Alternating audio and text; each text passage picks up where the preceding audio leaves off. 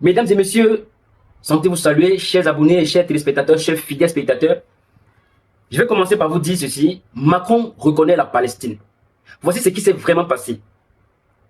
Il y a un moment, le 22 septembre 2025, à la tribune même de l'Assemblée générale des Nations Unies, Emmanuel Macron a prononcé une phrase courte, mais qui a eu l'effet d'une onde de choc dans les chancelleries. Il a dit, et je cite, « Je déclare que la France reconnaît aujourd'hui l'État de Palestine. » Voilà. En quelques secondes, 40 ans de prudence diplomatique française s'effaçaient. Et ce qui est troublant, c'est que ça s'est passé devant tout le monde, en direct, dans la salle même où siègent les représentants de la planète entière. Pas dans un communiqué discret, pas à l'issue d'une réunion fermée, sur scène, à la tribune même. Face caméra, en quelque sorte. Aujourd'hui, on va essayer de comprendre ce qui s'est vraiment passé, parce qu'on en a fait dans les titres. Ce qui s'est réellement passé, c'est que ça implique, et surtout, ce qu'on ne sait pas encore. Commençons d'abord par les faits bruts, sans interprétation. Le 24 juillet 2025, Emmanuel Macron publie une lettre sur le réseau X, adressée à Mahmoud Abbas, président de l'autorité palestinienne. Il y annonce que la France reconnaîtra officiellement l'État de Palestine en septembre lors de l'Assemblée générale de l'ONU. Ce n'est pas une surprise totale. Il en parlait depuis avril, mais personne ne savait précisément quand. Le 22 septembre, il tient sa promesse, il monte à la tribune et il l'officialise. En parallèle, une dizaine d'autres pays font de même ce jour ou dans les jours qui suivent. Le Canada, l'Australie, le Royaume-Uni et plusieurs pays européens comme la Belgique, le Luxembourg, le Portugal. Au moment de l'annonce, environ 151 États sur 193 membres de l'ONU reconnaissent l'État palestinien. La France ne fait donc pas cavalier seule sur la planète, mais elle est le premier membre permanent du Conseil de sécurité de l'ONU et le premier pays du G7 à franchir ce pas. Ce détail-là a son importance. On y reviendra. Du côté des réactions imminentes et immédiates, Israël est furieux. Benjamin Netanyahu parle de récompenses énormes au terrorisme.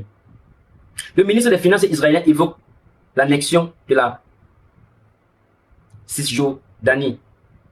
Comme réponse, l'ambassadeur israélien en France dit que Paris est devenu un agent déstabilisateur.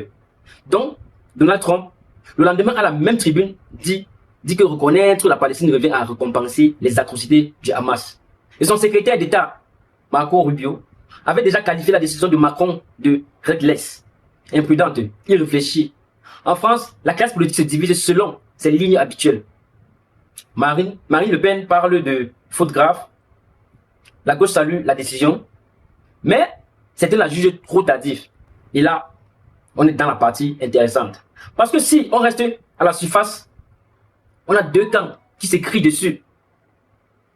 Et c'est à peu près tout. Mais si on creuse un peu, plusieurs choses méritent qu'on s'y attarde. Première chose, le timing. Macron voulait initialement faire cette annonce en juin dans le cadre d'une conférence internationale co-présidée avec l'Arabie Saoudite. Ce sommet a été repoussé à cause du conflit entre Israël et l'Iran. Puis, il a fait seul, via un post sur X, tard le soir du 24 juillet.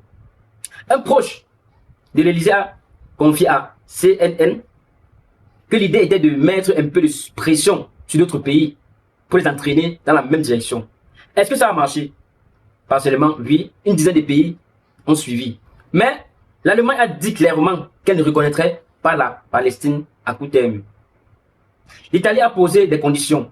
L'Union européenne reste profondément divisée sur le sujet. Donc si l'objectif était une reconnaissance collective forte et unifiée des grandes démocraties occidentales, cet objectif-là n'a pas été atteint. Deuxième chose, la logique avancée par Macron lui-même. Il a répété plusieurs fois que la reconnaissance de la Palestine est le seul moyen d'isoler le Hamas. Que reconnaître un État palestinien, c'est donner raison au camp de la paix contre celui de la guerre. C'est une lecture politique, pas une évidence factuelle. D'autres observateurs, dont le général Christophe Gomard, ancien patron du renseignement militaire français, estiment au contraire que cette reconnaissance arrive dans un mauvais contexte et qu'elle ne prend pas suffisamment en compte la réalité sur le terrain. Ces deux positions coexistent.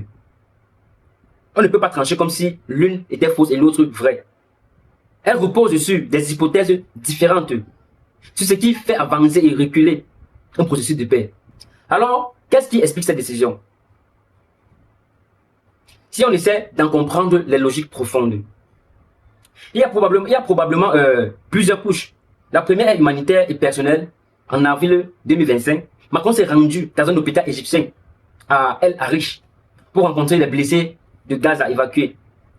Une conseillère qui l'accompagnait a décrit quelqu'un de visiblement bouleversé qui en parlait sans cesse. Autour, est-ce que ça a joué dans sa décision finale? On ne peut pas le savoir avec certitude, mais ça fait partie des éléments du tableau. La deuxième logique est stratégique. La France est membre permanent du Conseil de sécurité de l'ONU. Elle siège au sein du P5. Elle revendique historiquement un rôle de puissance d'équilibre au Moyen-Orient. Reconnaître la Palestine, c'est aussi une façon de dire nous ne sommes pas alignés sur la politique américaine actuelle. Et de se repositionner comme interlocuteur crédible dans une région où l'influence française a beaucoup reculé ces dernières années. La troisième logique, c'est la pression des alliés européens et du reste du monde. 152 pays reconnaissent déjà la Palestine avant cette annonce. Rester en dehors de ce groupe devenait de plus en plus difficile à justifier diplomatiquement. Ce qui est intéressant ici, c'est que Trump et Macron se retrouvent dans une situation symétrique, mais inversée. Donald Trump dit que cette reconnaissance n'a pas de poids, et pourtant il a rencontré Macron en bilatéral à New York le lendemain, et les deux ont dit vouloir travailler ensemble pour la paix à Gaza. Il y a donc une tension entre le discours public et la réalité diplomatique de couloir. On peut aussi élargir un peu la question. Ce moment n'est pas isolé, il s'inscrit dans une fracture plus profonde au sein des démocraties occidentales sur la question de Gaza.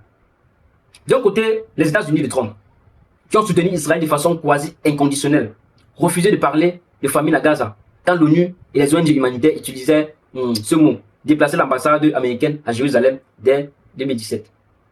De l'autre, une partie croissante autant pour moi, des alliés européens qui expriment un malaise de plus en plus visible. L'Union européenne a même recommandé des sanctions contre l'Israël pour violation de l'accord d'association qui les lie depuis l'an 2000. Ça, c'est un fait concret, pas une déclaration d'intention. Ce qu'on observe, c'est donc une divergence réelle entre Washington et plusieurs capitales européennes. Est-ce que c'est nouveau? Non.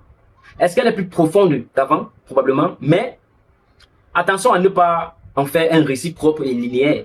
Les relations diplomatiques sont rarement aussi nettes que ça. Et c'est là que je vais être honnête avec vous, parce que c'est la partie qu'on évacue trop souvent dans les analyses de ce type. Ce qu'on sait avec certitude, la France a reconnu l'État de Palestine le 22 septembre 2025 à l'ONU, en même temps qu'une dizaine d'autres pays. Israël et les États-Unis ont rejeté cette décision. L'Allemagne ne suit pas, l'UE est divisée. Ce qu'on ne sait pas, si cette reconnaissance aura un effet concret sur le conflit à Gaza, si elle accélérera ou retardera un éventuel accord de paix.